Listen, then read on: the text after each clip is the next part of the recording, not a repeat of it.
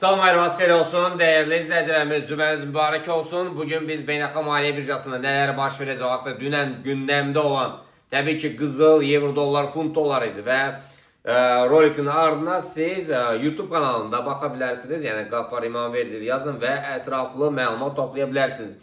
Gəlin keçək biz ilk önce funtun dolar rəqabətini dünən neler oldu. Ama nəzər çatdırmaq istəyirəm ki, bugün yerli saatdan saat 16:30'da həftənin ən vacib xəbəri olacaq. Yəni mütləq izləyin. Bu non-farm payrolls unemployment rate hər ayın birinci həftəsinin cümə günü olur və eyni saatda. Bunu nəzərdən qaçırmayın. Keçək biz funtun dolar rəqabətinə. Funtun dolar rəqabətinə dünən nələr baş verdi? Yəni biz proqnozlaşdırırıq ki, az qalxandan sonra divergensiya yaradı, amma az yox, daha çox qalxdı, divergensiya yaradı və nə çox, nə az 2400 pips qalxandan sonra divergensiya yaradı. 1300 pips korreksiya ilə yaddaşlarda qaldı və mükəmməl bir qalxış oldu. Yəni bunu bütün izləyicilərə nəzərə çatdırmaq istəyirəm ki, qiymət istənilən bir qiymət missiyadan daha çox hərəkət edərsə və aldanmayın ki, bu qədər qalxıbsa bundan çox qalxmayacaq, enəcək satış əməliyyatları. Yox, satış əməliyyatları gəlməyincə biz satış əməliyyatlarına girmirik. Eləcə də alış əməliyyatları gəlməyincə alışlar etmirik. Və bugün gündəlik missiya funtun dolar rəqabətində 1109 pipsdir və qiymətin 1.32'lərə qalxmasını 2 həftə, 3 həftə bundan qabaq, yəni söyləmiş hədəfləri, bir nöqtələri nəzərdə çatdırmışdıq. Və qiymət dünən sürətlə həmin nöqtələrə, həmin hədəflərə çatdı. Və bugün bay əməliyyatları 1.31700'dən sonra formalaşsa, sellər isə 1.34'lərdən aşağı formalaşsa, yəni satış əməliyyatlarına girməyə dəyər. Amma 16:30'a vacib xəbərləri mütləq izləyin. Yəni keçək biz euro-dolar rəqabətinə. Euro-dolar rəqabəti bu dəfə funtun dolar rəqabətinə, yəni son zamanlar 2024-cü ilin axırı və 2025-ci ilin əvvəllərinə euro dollar funt dollardan daha çox hərəkət edir. Yəni bu əvvəlki illərə nisbətən, yəni biz həmişə görmüşük ki, euro dollar daha sabit hərəkət edir, amma bu illər ərzində daha mükəmməl sürətlə hərəkət edir və nə az nə çox 3400 pips, yəni yuxarı doğru istiqamətdən davam etdirəndən sonra 1300 pipsdə o da yəni korreksiyalar verdi və bugün gündəlik missiya 1365'dir. Eyni zamanda nəzər çatdırdım ki, bir neçə həftədən qabaq, yəni hədəfləri nəzər çatdırmışlar. Yəni qiymət hansı nöqtələrə qədər, yəni qalxdı, yəni 1.11500'lərə qədər, yəni qalxaraq yəni həmin hədəflərə çatdı və bundan 1.11, yəni 1.12'lərə qədər, yəni yüksəlməsi, yəni bundan yuxarı 1.13'lərə qədər yüksəlməsi haqqında da yəni məlumatlar və paylaşacaq sizinlə. Yəni bugün alış əməliyyatları 1.11-200'lərdir, satışlar isə 1.10-100'lərdir.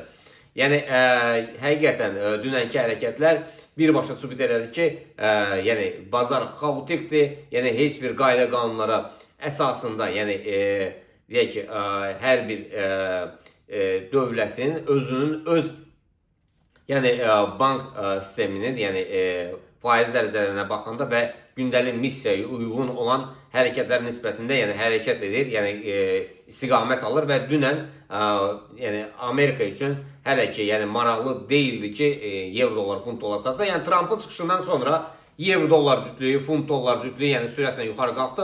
Amma qızılla neft də qalxmalıydı, amma əksinə oldu. Yəni dolar zəiflədi, əslində qızıl və neft möhkəmlənməli idi, amma tam olaraq yəni əksi oldu. Yəni o vaxtda da söhbət edərik.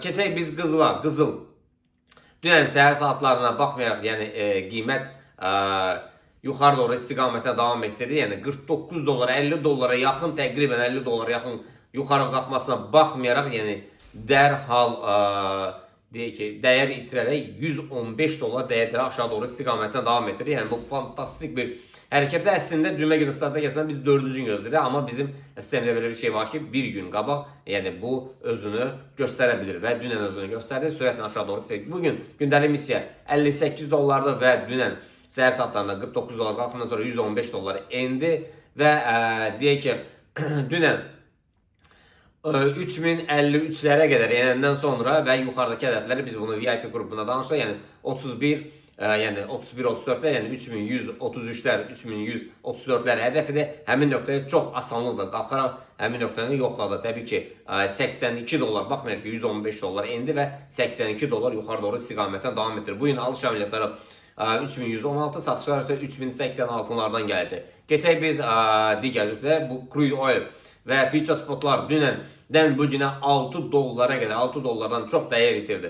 Və bugün yəni crude oil 75.12-dən 68.98-ə qədər endi bugün nələr olacaq? Ümumiyyətlə hədəf crude oildə 68.10'lardır. Eləcə də future spotlarda isə aşağıdakı hədəfləri nəzər çatdırır. Təbii ki, VIP qrupunda və günün ikinci yarısında bu əməliyyatlardan siqnal gələ bilər. Təbii ki, xəbərlərdən sonra ola bilər.